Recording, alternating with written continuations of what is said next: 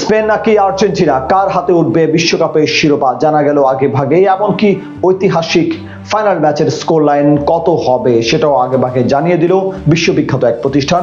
সেই সাথে বেরিয়ে এলো গোল স্কোরারের নামও, যেখানে আবার রয়েছে বিশাল একটা চমক, স্পেন বনাম আর্জেন্টিনার ফাইনাল ম্যাচের ফলাফল তবে কেমন হতে চলেছে, কারাই বা পাবেন বিশ্বকাপের শিরোপা, তাই নিয়ে বিস্তারিত।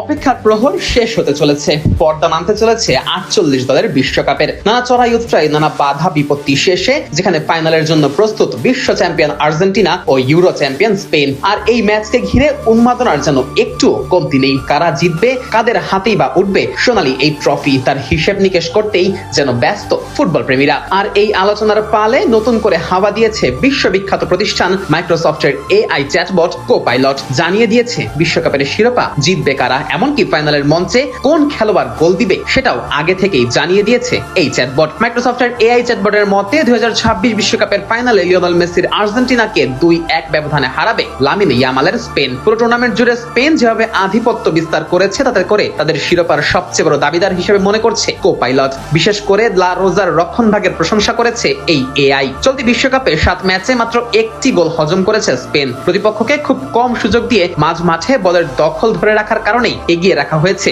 দেলা ফুয়েন্তের শিষ্যদের। যদিও কোপাইলট মনে করছে ম্যাচের মোড় যে কোনো মুহূর্তে ঘুরিয়ে দিতে পারেন লিওনেল মেসি, তবে স্পেনের রক্ষণ ভাঙা এতটাও সহজ হবে না আকাশী নীলদের জন্য।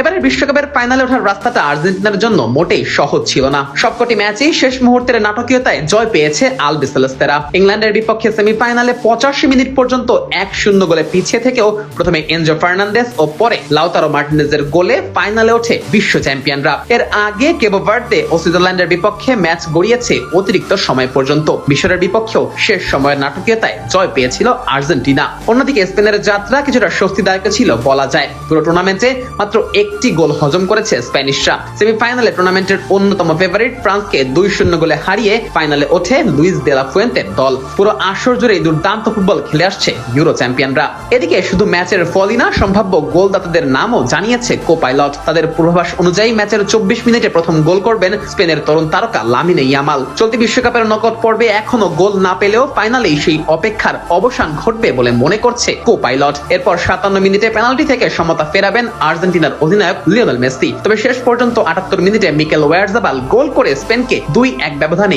এগিয়ে দেবেন এবং সেই ব্যবধানেই শেষ পর্যন্ত জয়ের দেখা পাবে স্প্যানিশরা। তবে মজার বিষয় হলো ফাইনালে গোল করা কেউই ম্যাচ সেরার পুরস্কার পাবেন না, বরং কোপাইলটের দাবি স্পেনের মাঝ মাঠের প্রাণভোমরা রদ্রিগেই দেওয়া হবে ম্যাচ সেরার পুরস্কার। বিশ্বকাপের ফাইনাল বরাবরই অন্য সব ম্যাচের থেকে অনেক আলাদা। আর সেই ম্যাচ যদি হয় বিশ্ব চ্যাম্পিয়ন আর্জেন্টিনা ও ইউরো চ্যাম্পিয়ন স্পেনের মাঝে, তাহলে তো কথাই নেই, উন্মাদনা ছড়াবে গোটা বিশ্বেই।